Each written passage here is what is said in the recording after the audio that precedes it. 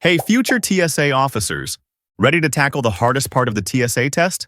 Today, we're breaking down the section that trips up more candidates than any other, the infamous 2D to 3D test.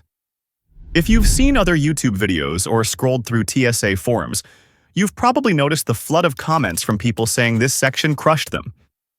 In the next few minutes, I'll walk you through realistic practice questions and share battle-tested tips to help you master this tricky section. By the end of this video, you'll know exactly how to approach these questions and be one step closer to getting that TSA job offer. But before we dive into the practice, let's talk about something I see a lot in the comments. People keep asking, why do we even need to know this? How does folding cubes help with airport security? What happened to the X-ray questions? The reason this section exists is actually tied to a major change the TSA made starting in 2023.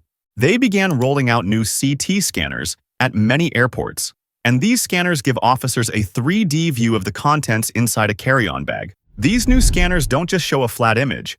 They let officers rotate and explore bags from every angle, making it easier to spot hidden threats without opening the luggage.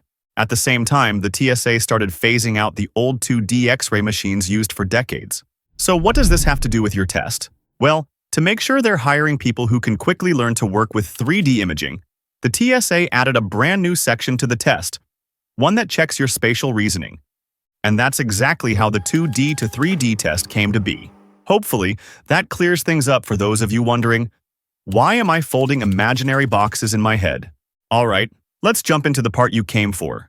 Practice questions and proven strategies to help you ace this section. Here's what you need to know. You'll get 5 to 10 questions in the 2D to 3D section.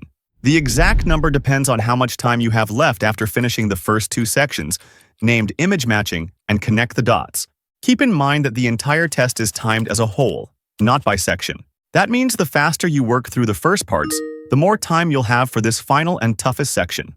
In this part of the test, you'll be asked to look at a flat 2D pattern and figure out how it would look folded into a 3D shape. Your job is to match the numbers on the 2D layout to the letters on the folded 3D cube.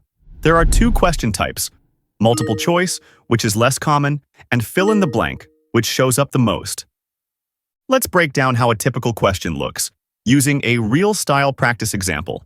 First, you'll see a 2D layout, a flat shape made of connected squares. Here's what that might look like on the test.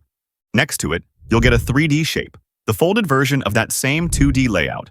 Your job is to analyze how the edges match up between the 2D and the 3D versions. But here's the twist. The 3D cube can be shown from any angle, so you'll need to mentally rotate it to figure out which edges connect.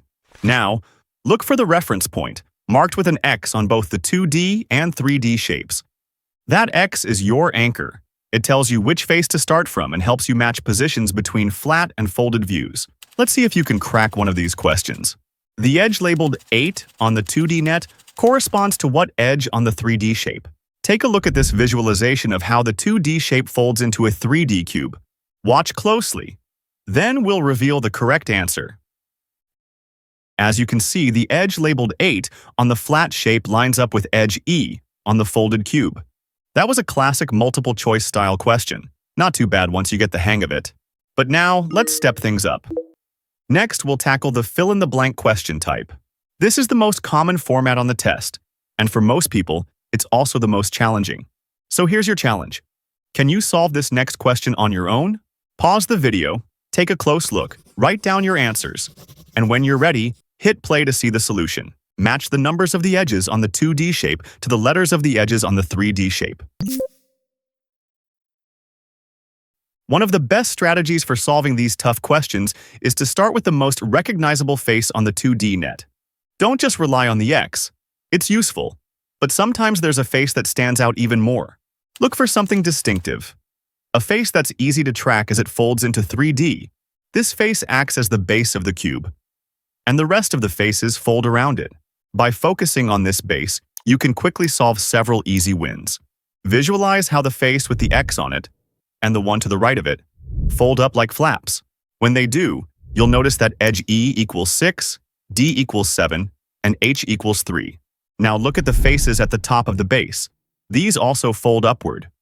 From that movement, we can tell that edge F equals 5 and edge B equals 9. So, with just a bit of folding in your mind, we've already figured out over half the answers. Let's watch the full solution and uncover the rest.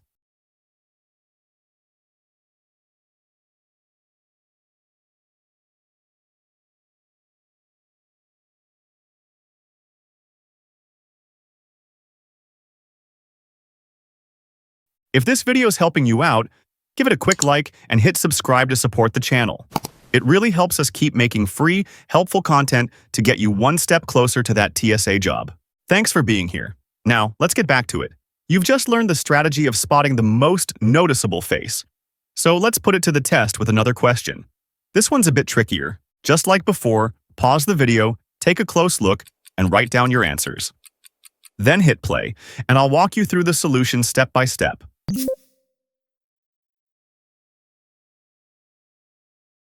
Let's break down these shapes.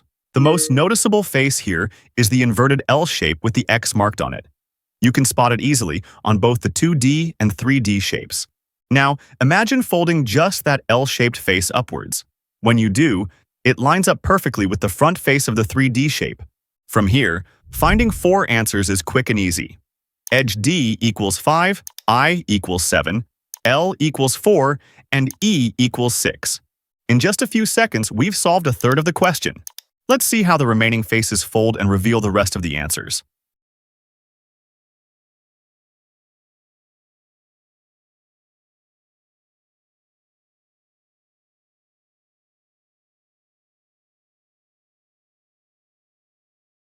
Don't stress if you can't figure out every single answer. On the actual TSA test, you earn points for correct answers, but wrong answers will deduct points from your score. So whatever you do, don't guess. Also, time management is crucial in this section. The entire test is timed, so you should spend no more than 60 seconds on each shape. It's much smarter to get 2/3 of the answers right and move on, than to waste too much time on one shape and risk losing points on easier questions later. The truth is that guessing or overthinking are the 2 biggest reasons people fail this section. With that in mind, let's jump into another practice question. This one's more complex, but use the strategy you've learned and apply what you've already practiced. Let's see how far you can go. Got your answers ready? Let's walk through the step-by-step solution and see how many you got right.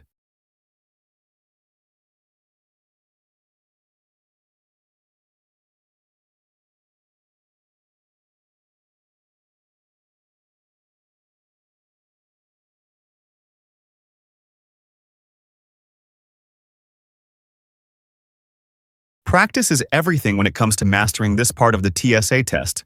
These spatial reasoning questions aren't something you can just wing. Your brain needs time to adjust.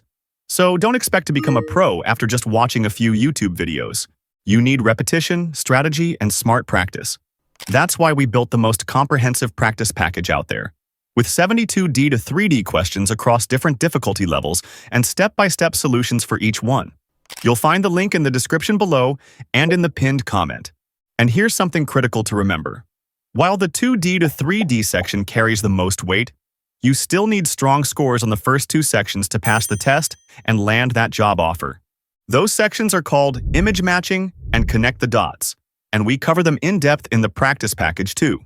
All right, that wraps up our detailed guide to the TSA 2D to 3D test. I hope you found it helpful, learned a few solid strategies, and feel a little less stressed about this tough section. If this video helped you out, don't forget to like and subscribe. It really supports the channel and helps us keep making more prep videos like this one. Now go practice, stay focused, and crush that test. You've got this.